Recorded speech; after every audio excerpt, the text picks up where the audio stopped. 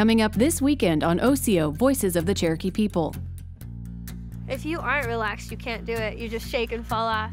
A peek inside the curious world of slacklining with acrobat and Insta-famous aerial yogi, Liz Thomas. Right now, I have 15.8 thousand followers.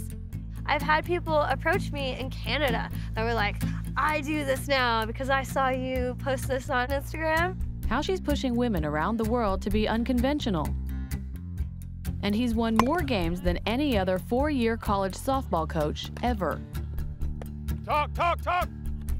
Coach Phil McSpadden tells us what it takes to stay on top of the record books. And Cherokee National Treasure Betty Jo Smith teaches us about authentic Cherokee cooking. There was no stores to go get anything like that, and that's how we lived. Foraging for the food that fuels our culture and serving up a nostalgic meal to feed the family. I'm Jennifer Lauren. Join me and discover the untold stories of the Cherokee people. Check Osiyo.tv for showtimes in your area.